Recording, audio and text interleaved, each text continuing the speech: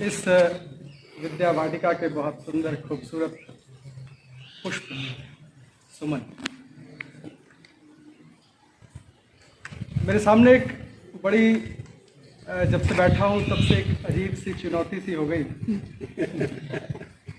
इतने धुरंधर और इतने सुंदर खूबसूरत वक्तृत्व क्षमता वाले लोगों के बीच अपनी बात को मुझे रखना है। अभी आपने हरिओम जी को सुना, गर्व से फूला नहीं समा रहा हूँ कि ये इस आरबीएस की धरती है जिसने हरिओम शर्मा जैसे लोगों को पैदा किया। स्कूल से भरपूर व्यक्तित्व, ऊर्जा और उत्साह से अदम्य भरा हुआ व्यक्तित्व। आप आज भी देखेंगे तो चेहरे पर वो ओज और वो चमक है जो शायद आज से 40-50 वर्ष पूर्व इस जब महाविद्यालय में पढ़ रहे होंगे तब जो रही होगी। आप उसकी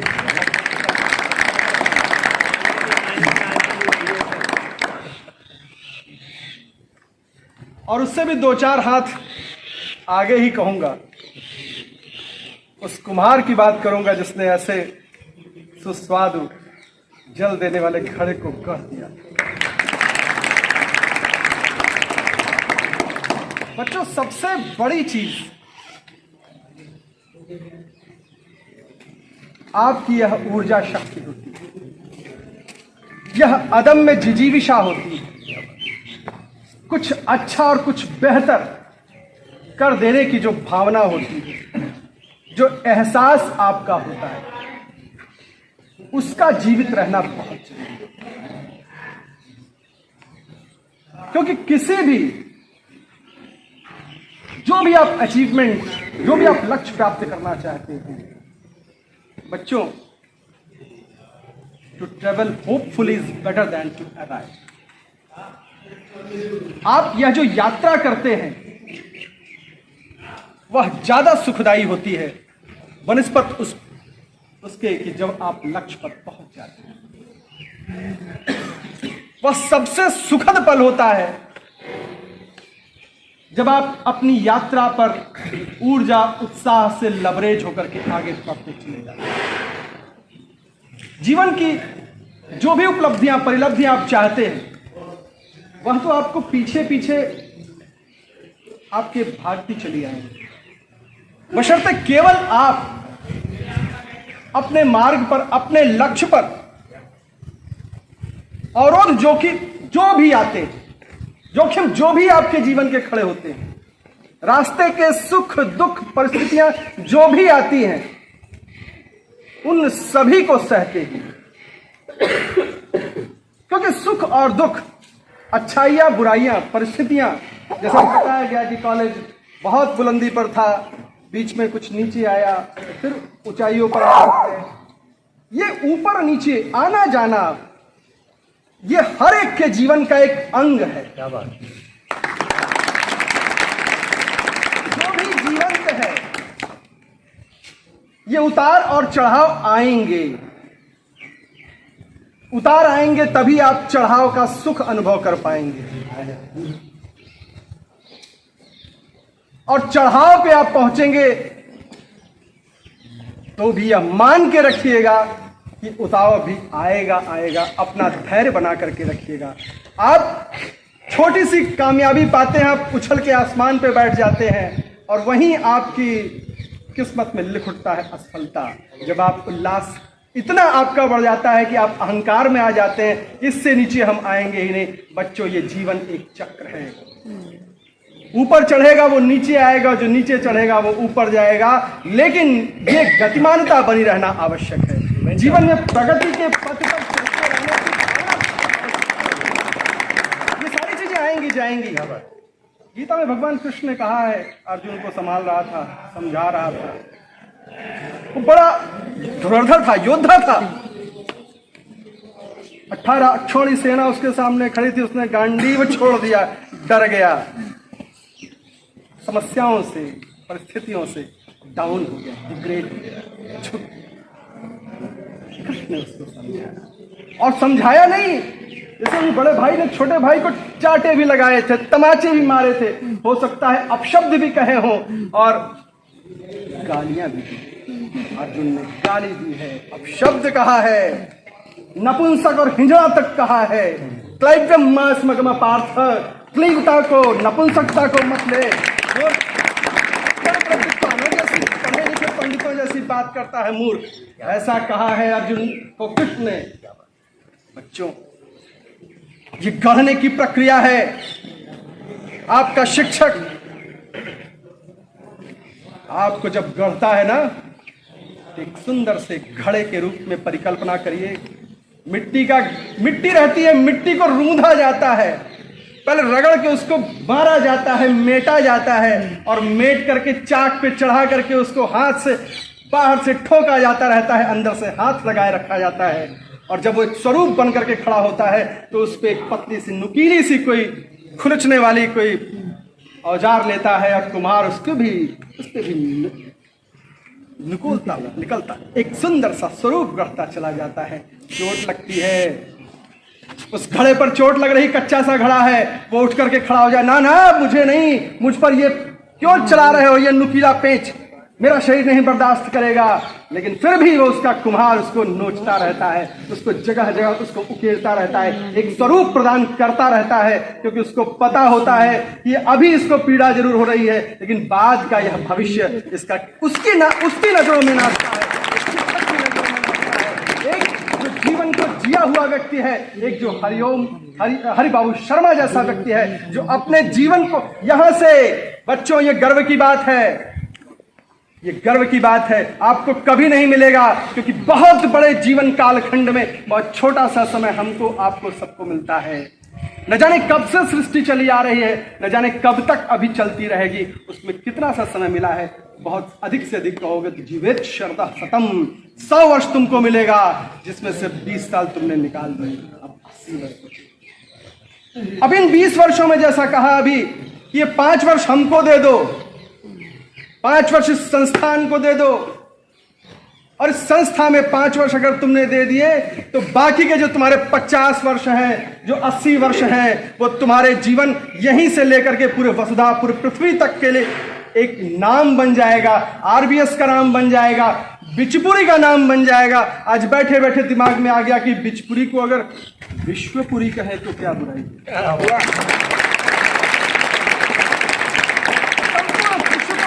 समेटे हुए है यह बिचपुरी।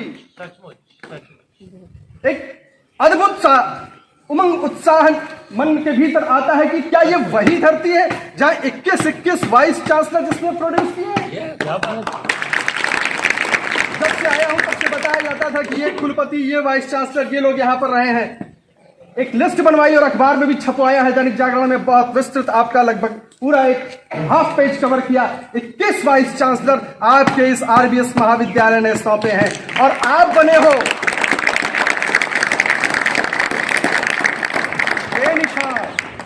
तेरे जुस्तजू से क्या हासिल, तेरा एहसास ही काफी है बंदगी के लिए। आपको ये एहसास जरूरी है, बंदगी तो बाद की चीज है, सारी बंदगी हो जाएगी। बंदगी में जो एहसास होना चाहिए, आपको केवल एक काम करना है, आपको अपनी अनुभूति जगाए रखनी है। आप क्या हैं बस छोड़ दीजिए, आपको आपके प्रारब्ध ने बहुत अच्छी जगह ले आकर के बिठा दिया है, और उस अच्छे स्थान को, उस सफल स्थान को आपको केवल एहसास करना है, केवल अनुभूति से जगाना है। बाकी सारी चीजें सब गौड़ होती है, केवल आप एक एहसास जगा लोगे। मैं सभी से कहता हूं, केवल एक अनुभूति जगा ले हम कि हम हैं क्या, मेरा इतिहास क्या है, मेरा भूगोल क्या है। भौगोलिक दृष्टि से पूरे एशिया का सबसे बड़ा महाविद्यालय जिसमें आप प्रवेश पाए हुए हैं।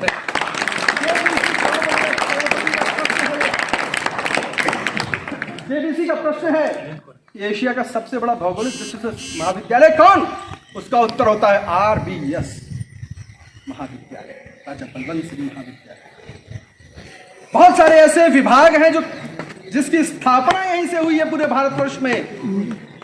एग्रीकल्चर इकोनॉमिक्स विभाग, जहां तक मेरी जानकारी है। एग्रीकल्चर इकोनॉमिक्स का सबसे पहला विभाग इसी हमारे महाविद्यालय से स्थापित हुआ है। पीजी एग्रोनॉमी यहीं से स्थापित हुआ है। बच्चों, कहीं भी आप चले जाओ और आरबीएस कॉलेज का नाम लेते हो, बिजपुरी का नाम लेते हो, बलवंत राजपूत का नाम लेते हो, तो ऐसे ही हृदय गदगद हो उठते हैं। ये एक बड़ा सुखद अनुभूति होती है। ये अभी नहीं हो रही होगी तो मुझे भी होती है। काशी हिंदू विश्वविद्यालय में छात्रावास में पढ़ने का अवसर मिला था, पीएचयू में। नहीं पता लगता था ऐसे ही तुम लोगों जैसा मस्ती रहती थी।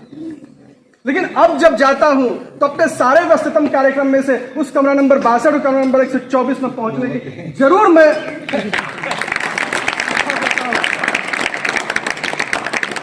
और तो और उन जगहों पे जहां बैठ करके भोजन करता था, जहां जिस टूटे से बिरला हॉस्टल भी उस समय उस दौरान वही दशा हो गई थी। बड़ा पुराना हॉस्टल था, सरकारी अपनी सीमाएं होती हैं। टूटा सा हॉस्टल, नल भी कायदे से नहीं खुलता था। उसमें बैठ करके जहां पे नहाता था उसको भी एक बार झांक आता हूं, उसको भी देखाता हूं। बच्चों, लेकिन ये सारी यादें, ये तुम्हारा पूरा का पूरा जीवन, अगर ये तुम 5 वर्ष संभाल ले जाते हो, जैसा हरिओम बाबू जी ने संभाल लिया, जैसे हरिओम शर्मा जी ने संभाल लिया, और 5 वर्ष जब संभाल लोगे तो यही तुम्हारी सुखद यादें हो जाएंगी, यही खूबसूरत यादें हो जाएंगी।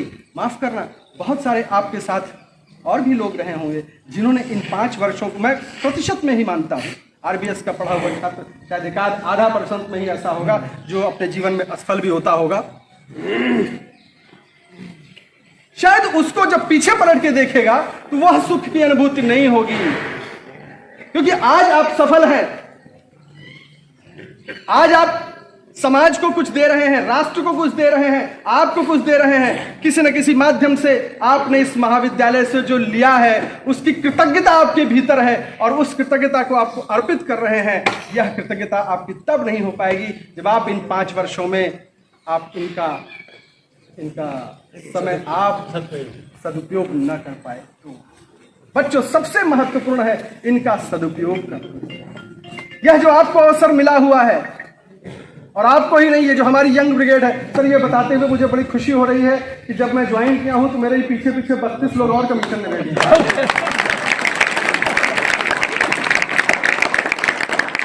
32 लोगों की यूथ ब्रिगेड लेकर के आया हूं सर। देखा डॉक्टर साहब, आज बाकी 32 young professors in RGS college. History में देखा joined after my joining.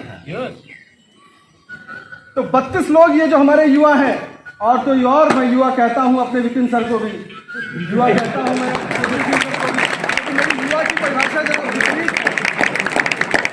युवा आयु वर्ग से कोई युवा नहीं होता है। हो सकता है इनमें से ही हमारा कोई बच्चा हो, वो अभी वार्धक्य, जैसे अभी हम ही को बोल दिया गया कि मेरी आयु से 20 वर्ष कम होंगे, लेकिन 20 वर्ष में हो रहा है। तो आयु से कोई फर्क नहीं पड़ता है बच्चों। युवा वह है जो भविष्य दृष्टा होता है, जिसमें सृजनात्मकता होती है, जो आगे देखता है, वह युवा होता है। और ऐसे यौवन शक्ति से आप भरे पड़े हैं, आप भरे हैं। आज आपके साथ दोहरा, आप उम्र से भी युवा हैं, आप विचारों से भी युवा हैं। और ऐसी जो परिस्थिति होती है, यह निश्चित ही समाज में अपना स्थान बनाने वाली होती है। जो कुछ भी आप चाहते, आपका अपना एक अस्तित्व, आपकी एक अपनी विजिबिलिटी होनी चाहिए, आप समाज में दिखने चाहिए कि आप आरबीएस के छात्र हैं, राजा बलवंत सिंह महाविद्यालय के छात्र हैं। आप इतने पुरोधा शिक्षकों के आप गढ़े गए, आप मीठे से सुस्वादु, हाँ, उस घड़े की बात चल रही थी, उसको घड़े को कुरेदा जाता है, उसके बाद उस घड़े को उठा करके आग की भट्टी में झोंक दिया जाता है। आपकी कठिन से कठिन परीक्षा होती है। अभी कल आपने बैठ करके 350 बच्चों ने यहाँ पर परीक्षा दी, एक शब्द पर।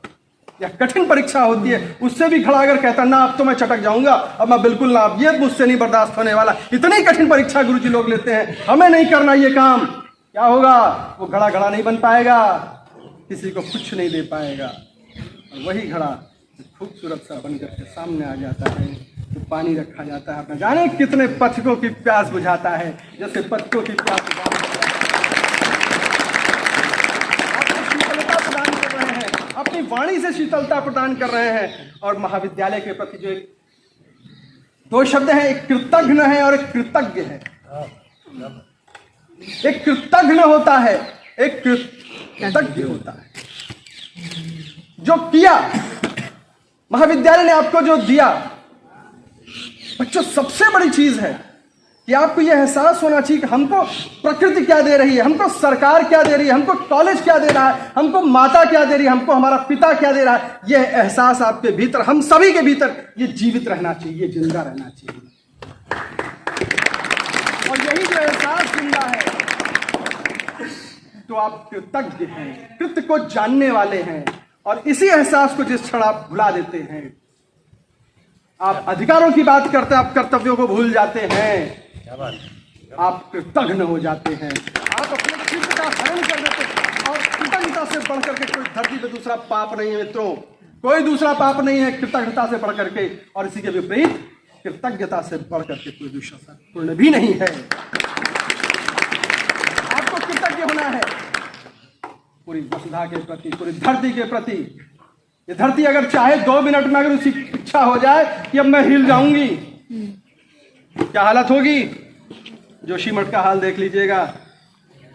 प्रकृति में अगर हवा एक दिन कहे कि मैं 2 मिनट के लिए मैं अब बस रेस्ट, अब इससे ज्यादा नहीं, आज मैं 5 मिनट नहीं चलूंगा, हवा कहे कि 5 मिनट हम नहीं बहेंगे, आज सूर्य देवता कहे कि मैं बस अब आज रुक जा रहा हूं, आज नहीं चलूंगा, क्या स्थिति होगी?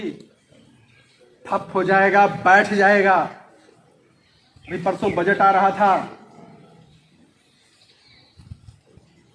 उस बच्चे को जब उसको ये पता चले कि उसका पिता 100 रुपए अगर उसको दे रहा है, 40 रुपए उधार लेकर के दे रहा है, वो उस बच्चा उस 100 रुपए का क्या करेगा, आप एहसास कर सकते हो। आज आपका बजट ऐसा ही है कि आपको सरकार कर्ज लेकर के आपको सरकारी वस्तुएं देती है और आप सरकारी वस्तुओं का दुरुपयोग करते हैं, आप तोड़ते हैं, आप ट्रेन में से चद्दर खींच के लेकर चले आते हैं, आप चम्मच निकाल के लेकर चले आते हैं, आप सोचते हैं ये तो सरकारी धन है, इसका दुरुपयोग कर डालो, ये तो महाविद्यालय की संस्था है, इसको तोड़ो ना, पंखा तोड़ो, स्विच तोड़ो, क्या करना होता है?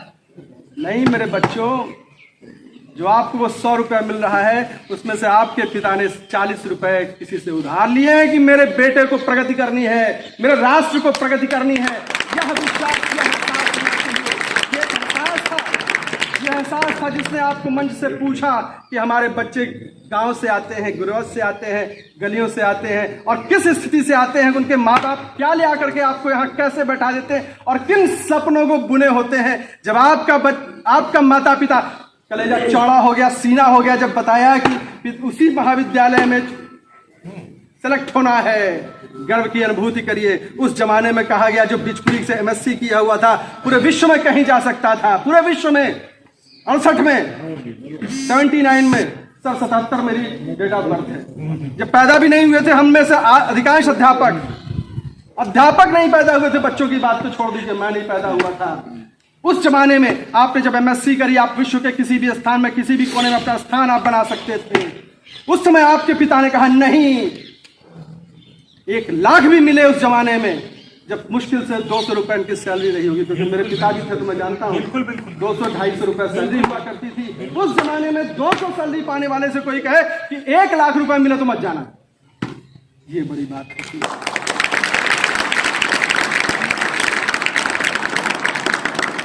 आपका भी पिता जब आपको यहां पर भर्ती किया होगा ना, इसी उम्मीद से किया होगा, RBS में पढ़ने जा रहा है।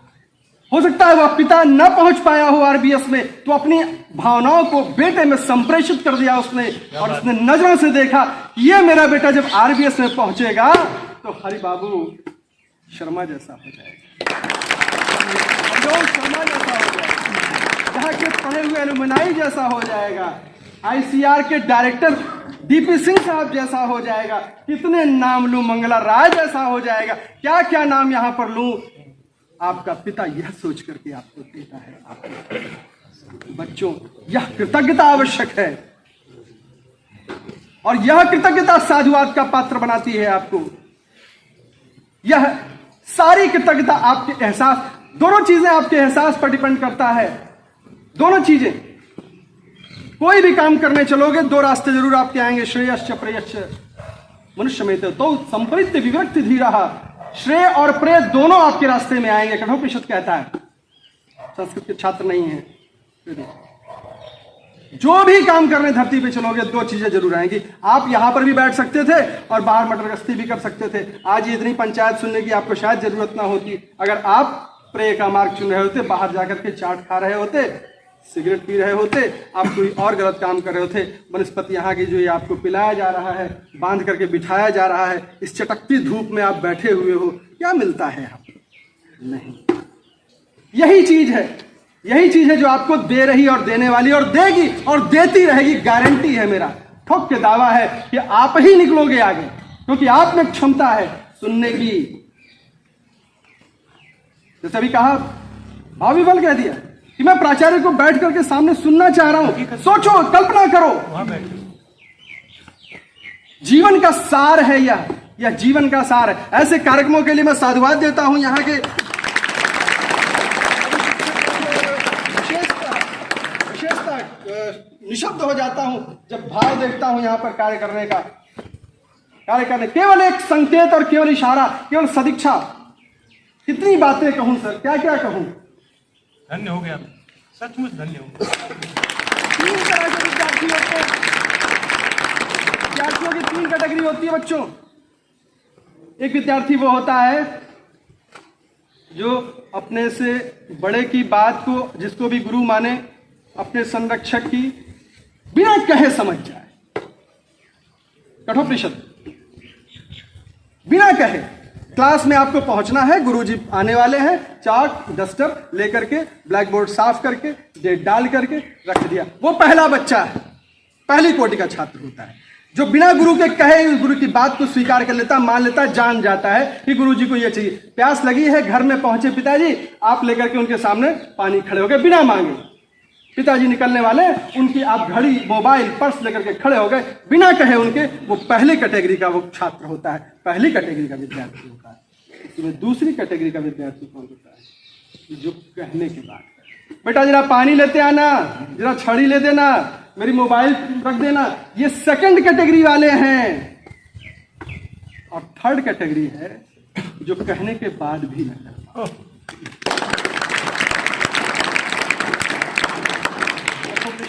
निषद में नचिकेता ने बड़ा सुंदर इसका वर्णन किया है। जब पिता ने किसी परिस्थिति वशात कह दिया कि जा मृत्यु को चला जा, जा मर जा, नचिकेता को उसके पिता ने कहा कि जा मर जा, क्योंकि नचिकेता का पिता कुछ यज्ञ कर रहा था, सर्वस्व दान का यज्ञ कर रहा था। और नचिकेता को ज्ञान हो गया, पिताजी सर्वस्व दान कर रहे हैं लेकिन ऐसी गायें दान कर रहे हैं जो तो बिल्कुल मरी है, अधमरी है, इनको सिर्फ मरना बचा है, इनमें तो दूध भी नहीं दुहा जा सकता, इनको तो दूसरे के दरवाजे पर खूंटे पे चाहे लोग दान करते हैं तो ऐसे ही दान करते हैं। ऐसी गाय दान करते हैं जो उनके खूंटे पे मरना है तो मरने का पाप हम क्यों नहीं इन्हीं को दान दे, तो गौदान हो गया, चलो दान कर दिया। नचिकेता का पिता ऐसी ही गाय दान कर रहा था। कठोपनिषद पढ़िएगा, नचिकेता के भीतर ये भाव मर गया, पिताजी मेरे लालच में ऐसा कर रहे हैं, बेटे के लिए ऐसा कर रहे हैं, बचा के रखने वाले के लिए, मेरे लिए बचा के रख रहे हैं। पिताजी की धोती खींचने लगा, पिताजी मैं भी आपकी संपत्ति हूं, अब बताओ मुझे किसे दान में दे रहे हो? छोटा सा बालक अपने ही पिता से पूछता है कि पिताजी मुझको किसे दान दो, क्योंकि वो समझ गया। बच्चों, ये आपको बता रहा हूं, ये आपकी भी जिम्मेदारी है। अगर आपका पिता, आपका गार्जियन, आपका कोई भी आपसे बड़ा गलत करता है तो उसको शांति और प्रेम से बताने का आपका दायित्व बनता है। नचिकेता का बना था। जब नचिकेता ने पूछा पिताजी मुझे किसे दे रहे हो, एक बार झटक दिया पिताजी, पिताजी मैं भी आपकी संपत्ति हूं, किसे दे रहे हो बताओ, झटक दिया। तिबारा फिर पूछा, झटक दिया। फिर उसके बाद जब अगली बार पूछा तो गुस्से में कहते जा मौत को दे रहा हूं तुझे, जा मर जा, मृत्यु के पास चला जा, मौत के पास चला जा, ऐसा पिता ने कह दिया बच्चे को। बच्चा, और बच्चा ही नहीं था, उसका शिष्य भी था, जैसे आप शिष्य, समझ में नहीं आ रहा है, तब वो सोचता है कि अरे मैं तो कभी पिता की ऐसी स्थिति ही नहीं हो कि बिना, मैं प्रथम कोटि का हमेशा शिष्य रहा हूं, मैं द्वितीय कोटि का शिष्य ही नहीं हुआ, कभी तृतीय की तो बात ही छोड़ दो। लेकिन मैं आज नहीं समझ पा रहा हूं कि पिता ने मुझे मृत्यु के पास किस काम से भेजा है। वहां पर यह वर्णन आता है कि तीन प्रकार के शिष्य होते हैं। बिना कहे हुए चीजों को समझने वाले। बात मैं कह रहा था छोकर जी आदि अपने जो मित्र हैं उनके लिए कि बिना कहे ही अपने संरक्षक के भाव को समझ रहे हैं और इतने सुंदर ढंग से उसको संकल्प वही जायते सृष्टि, केवल संकल्प लिया जा रहा है और सृष्टि के रूप में कार्य परिणत कर रहे हैं। ये सबसे बड़ी बात है। शब्दों की बात ही छोड़िए, क्योंकि शब्द तो बहुत निचली कोटि के हैं। शब्द 4 कैटेगरी में होते हैं, परा, पश्चंती, मध्यमा और बैखरी। जो बैखरी ये सबसे निचली कोटि का शब्द है। जैसा कि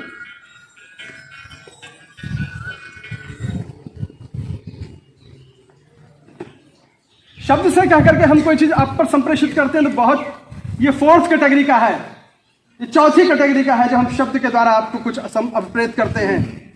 बच्चों, हमारे अभिव्यक्ति का और भी साधन होता है, परा, पश्चंती, मध्यमा और बैखरी। हम कुछ शब्द से कह रहे हैं, इससे नहीं। हम आपके साथ केवल बैठे हैं, केवल आपकी उपस्थिति है तो भी हम कुछ कह रहे हैं। एक शिक्षक, आप उसके आचरण से सीख रहे हैं, आप उसके बात करने की शैली से समझ रहे हैं, उसके हाव भाव भंगिमा से समझ रहे हैं। ये है शिक्षा।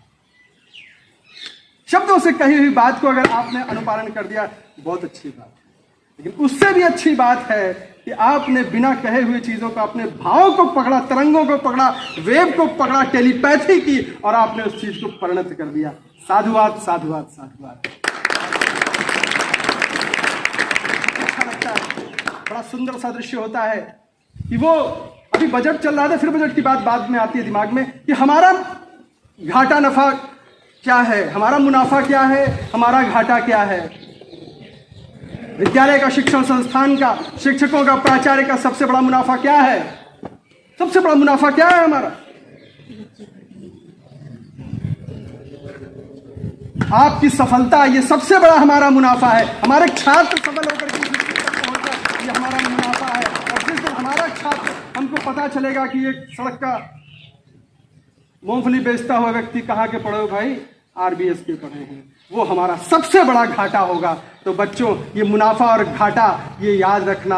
आप हमारे मुनाफा हो, आपकी सफलता हमारे मुनाफा हो। और ये मुनाफा, ये ऐसा पेड़, ये ऐसा वट वृक्ष है कि एक दिन में फल देने वाला नहीं है, ये एक दिन में छाया दे, एक दिन में बड़ा वृक्ष बनने वाला नहीं है। बीज रोपा गया सन 1967 में और फल दे रहा है 2023 में। संकेत है। आपने जो यहां पर सहयोग दिया या सहयोग की बात किया या जिस भी सहयोग की आप बात करते करो बनाए, इसको हम बुलाएंगे और उनसे यह सहयोग राशि ले लेंगे। हम सहयोग राशि की कल्पना नहीं करते हैं, हम केवल और केवल आपकी कृतज्ञता की कल्पना करते हैं। और अपने बच्चों के बीच हम दृष्टांत प्रस्तुत करना चाहते हैं कि सर्वस्व देने की स्थिति यहां पर आती है। बाकी तो देने के लिए तो राजा बलवंत सिंह ने अपना सर्वस्व दे दिया है। हमारी सारी भेंट तुच्छ है। सही बात। सबसे बड़ी चीज जो आज आपने उपस्थित होकर के यहां पर दी कि आप कृतज्ञ हैं। हमारे बच्चों के लिए आपने एक रोल मॉडल प्रेजेंट किया, वो सबसे बड़ा हमारे लिए दान होता है। हम उस अभिदान की कल्पना करते हैं। बाकी तो सारी चीजें, माया तो मायापति के पीछे पीछे नाचती है, आती रहेंगी। आप फिर वही कठोपनिषद याद आ जा रहा है। जब नचिकेता मृत्यु के पास पहुंचा तो उसने पूछा कि बेटा क्या लोगे? तो कहा हम बाकी महाराज क्या लोगे, ये सारी चीजें मृत्यु, क्या तुम ब्रह्म को मत मानो, आत्मज्ञान को मत मानो, तुम हीरे ले लो, मोती ले लो, घोड़े ले लो, राज ले लो, पाठ ले लो, सब ले लो, लेकिन ये आत्मज्ञान ना, इसको ना मानो, इसको देवता भी नहीं समझ पाते हैं, ये मैं तुम्हें नहीं समझा पाऊंगा, ये ज्ञान तुम मत लो। उसने क्या कहा, आपके दर्शन हो गए, ये सब चीजें तो ऑटोमेटिक मुझे मिल जाएंगी। जिस कंपनी का जनरल मैनेजर यहाँ आकर के आपके बीच बैठ जाएगा और अभी ग्रुपिंग ले लीजिएगा, एक ग्रुपिंग हो जाएगी। आप जब कहीं उस चीज को अपने प्रोफाइल में लगाओगे, आपसे रिकमेंडेशन लेटर ले लोगे, तो देखने वाला भी तो समझेगा ना कि यार किसका रिकमेंडेशन लेटर लेकर के आया है। ये सब चीजें तो ऑलरेडी आपको मिली जानी है, ये तो मिल ही जाती है। लेकिन जो भाव आपने यहाँ पर प्रदर्शित किया, जो हृदय के उद्गार आपने अभिव्यक्ति किए, वो हमारे लिए महत्वपूर्ण है। हमारी असली पूंजी वो है, हमको असली शीतलता वो देगी। ये पंखे तो हमें शीतलता देंगे, कोई मतलब ही नहीं। मित्रों, हृदय से, हृदय की कोर से मैं ऐसे आयोजनों के लिए साधुवाद देता हूँ कि कई पीढ़ियों को उठा करके मिला करके रख दिया आपने, कई पीढ़ियों को एक साथ मिला करके जिसकी अभिकल्पना की जा रही थी, उनको एक साथ मिला करके रूबरू करा दिया आपने उनको, उन्होंने आपको समझ लिया। यह बहुत बड़ा प्रोडक्ट है। बंद को बंद से जोड़ दिया, हस्टर को हस्टर से जोड़ दिया। ये तो सुखद अनुभूति होती है। कहते हैं मैं अपनी पत्नी के साथ आऊंगा और दिखाऊंगा कि यही वाला वो कमरा है जिसमें मैं रहा करता था। ये अपने हृदय से आप तब पूछिएगा जब 5 वर्ष बाद यहाँ से निकलिएगा और साथ जीवन के बहुत सारे झंझावात, अब जब सेवानिवृत्त होकर के लौट के आए तो सारी जीवन का सार सबसे बड़ा सुख अगर इनसे पूछा जाए, ये तुम लोगों के लिए उदाहरण है, दृष्टांत है कि जिस सुख के लिए तुम भागते हो, ये मिल जाए तो सुख, ये मिल जाए तो सुख, ये मिल जाए तो सुख, लेकिन सबसे बड़ा सुख क्या है? पलट करके लौट करके इसी हॉस्टल के कमरे में रात बिताना चाहिए। इसी हॉस्टल में जहाँ से निकल के 40 साल पहले पूरे अरमान से गए होंगे, मैं यहाँ जाऊँगा तो अमेरिका जाऊँगा, बॉस्टन जाऊँगा, यहाँ जाऊँगा, वहाँ जाऊँगा, इतना बड़ा मैं पूरे भारतवर्ष का मैं निर्मोही ज्ञानी हूँ, मैं यहाँ का कवि हूँ, पूरे भारतवर्ष से अपना यश कीर्ति लेकर के आऊँगा, लेकिन पलट के क्या करूँगा? इसी RBS के कमरे में एक रात बिताना चाहिए। यह एहसास आपको आज आपने जगाया है, इसके लिए साधुवाद। पूरे इस कण कण को साधुवाद। सुंदर, मैं जब महाविद्यालय को ज्वाइन किया था सर, जाने की बात नहीं थी, इन्हीं स्थानों पर ऐसे ऐसे जंगल, ऐसे घासें थी, किया नहीं थी।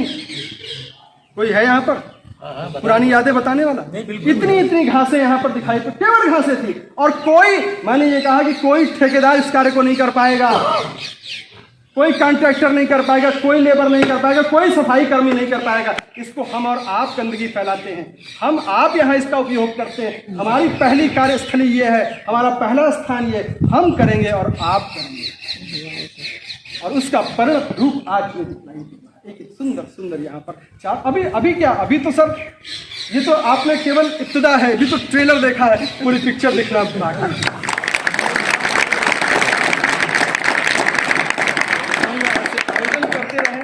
ऐसे लोगों के चरण बार बार यहाँ पर पढ़ते रहें, ऐसी मंगल कामना है। बहुत सारे प्रोफेसर यहीं से। Before you say last, I would like to say something, but not before.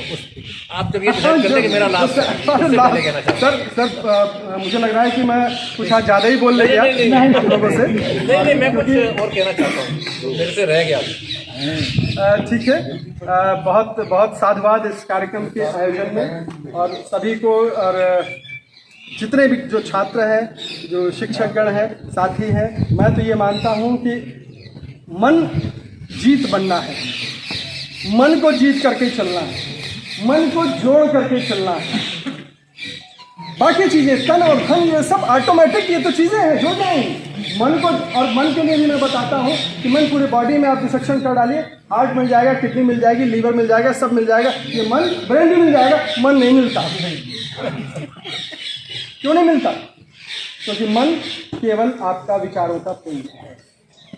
आप किसी चीज़ के लिए कहते हैं मेरा बहुत मन है इसको काम करने का, तो क्या होता है? आपका विचार है, मेरा मन कह रहा है कि ये पानी हम पी लें।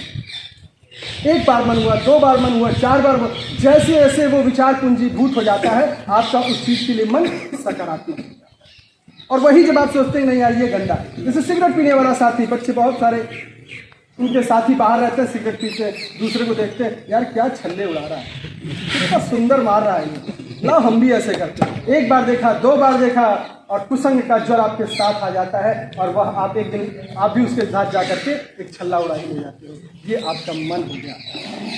और इसी तरीके से आप अपने पिता को रोज देखते हो सुबेरे कि वो बैठता है, पूजा पाठ करता है, तुलसी को जल देता है, सूर्य को जल देता है, तो आपका भी एक दिन मन कह जाएगा आप भी सूर्य को जल दे ही जाओगे। ये वैचारिक स्थिति होती है, विचारों का पूंजीभूत होता है मन, और मन कुछ नहीं होता है।